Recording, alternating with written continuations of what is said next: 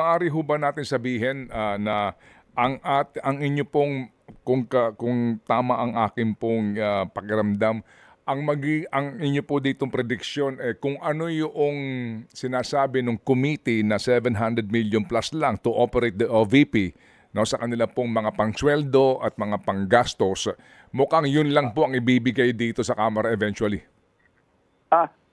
In all likelihood, Ted, kaya ako naman, not for anything else, tunay na mahalaga talaga na yung mga head of agencies ma-attend talaga sa mga committee hearing because right there and then, you are able to personally defend. Ba't mo kailangan ito, di ba? Ba't mo kailangan yan?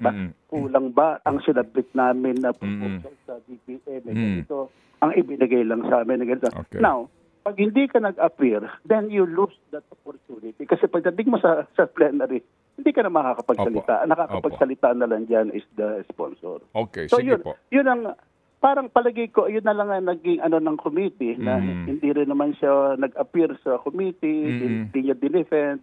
So, then, walang basis ang committee to approve.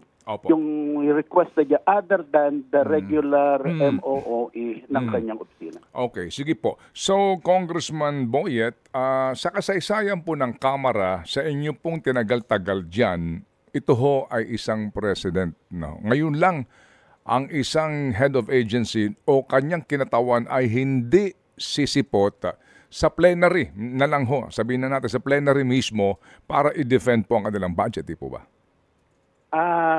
Ted, sa pagkakatanda ko, even si dating Congressman Buboy Sihuko, when he became the director ng Tesla, hindi talaga sinusunod sa plenary discussion ng kanyang budget. Kasi at that time, ang dami mga tanong ng mga anticipated na mga tanong ng mga members about the procurement ng Tesla at that time. So talaga hindi talaga nag-appear. Not even once. Sabi nga, not even once talaga. Pero at the end of the day, siyempre, ang responsibilidad din naman ng Kongreso, hindi tinitignan yung personal, di ba? Tinitignan din yung programa of the department. Katulad ng Tesla. Hindi mo naman pwedeng, dahil binwisit kami ni Buboy Siukot din na siya nag-appear, ay isisiro mo naman yung dahil maaano naman. Kawawa naman yung yung programa nung kanyang opisina. Ito pala hindi ngayon ko lang narinig ito. So meron na palang ganitong pangyayari. Si Buboy Sihuko sumalangit nawa ang kanyang kaluluwa. Sumalangit nawa ang kaluluwa niya, talagang hindi may anino talaga ni Buboy, hindi talaga nagpakita. Kailan ba siya nag-test panahon ni Pangulong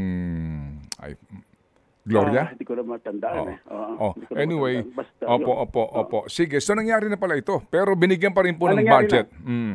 Oo, binigyan pa rin kasi may programa di ba? Ang mga Tesla, may mga empleyado yan may binabayaran na mga utilities, etc.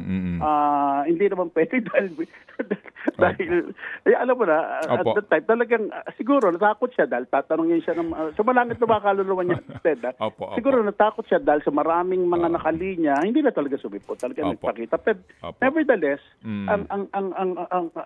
siyempre ang duty ng House is to yung tignan yung kabuuan ng budget ng gobyerno na hindi lang yung isang ahensya ng pamahalaan. Ted Filon at DJ Chacha ngayon nasa Radyo 5 92.3 News FM Monday to Friday 6 to 10 a.m.